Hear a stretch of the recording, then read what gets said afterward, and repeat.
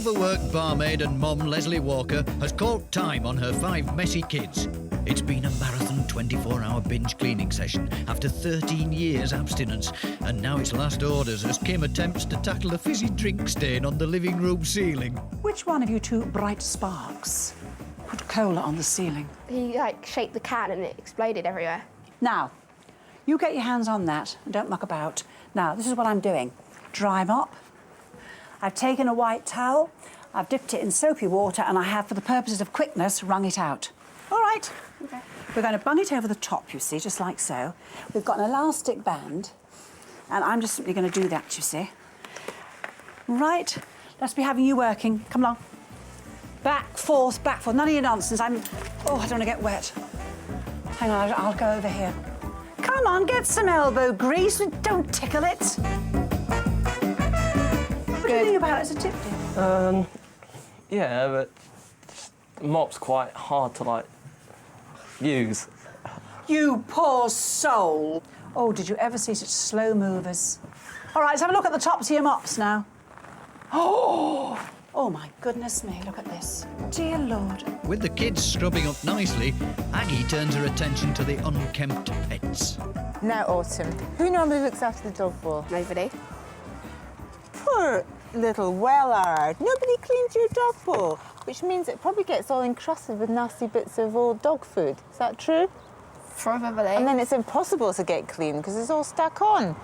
Right, I'm going to show you an easy way to do this. Just clean it out with some hot soapy water. So there we are, that's a good old scrub. And then dry it afterwards. Now, here's a really good tip for you. Because nobody's really looking after the dog bowl very well, I'm going to put a light coating of vegetable oil in the bowl. Any type of vegetable oil will do. The good thing about this is that the food won't stick to the side of the bowl anymore. It will lubricate it.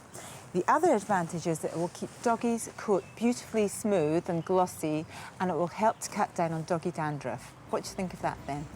It's good, but I'm not doing it. I'll pass the tip on to my mum. The dog bowl is going to be the last thing on Mum's mind. Leslie is about to be confronted with the horrors lurking in her toilet bowl. Leslie, I'm afraid to tell you, my friends down at the lab were shocked by the results of the swabs that I sent. It's one of the worst toilets they've ever seen. Unusually high levels of fecal bacteria. For example, E. coli, Enterococci, Proteus, and your toilet is providing ideal growth conditions for these bacteria. The area that I'm most concerned about is the flush handle in the loo. It's the primary area for transfer of bacteria.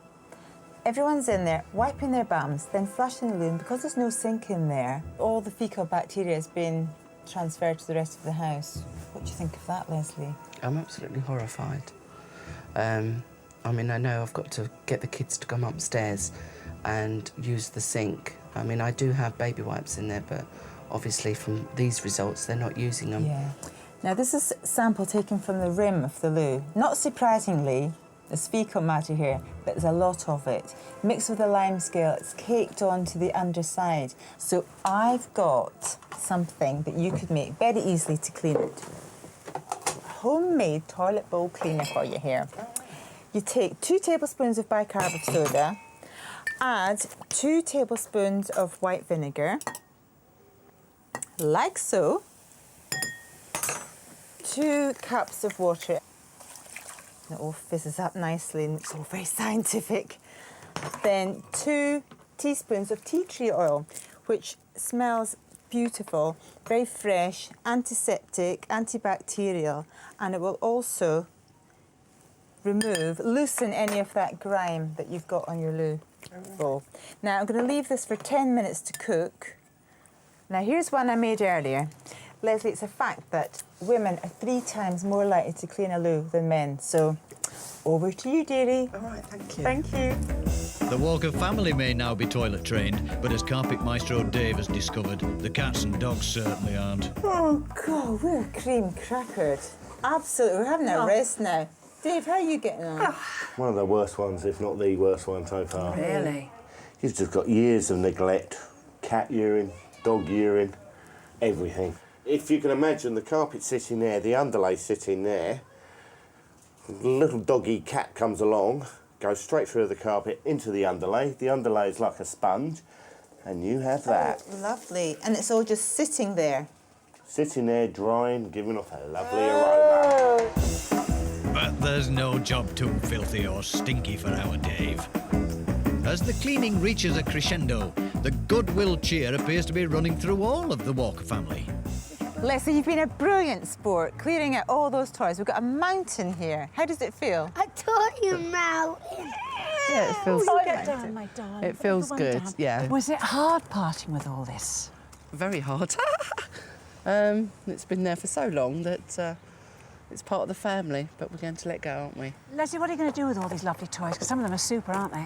Well, the better ones can go to a charity shop and, you know, other children will have just as much fun as mine.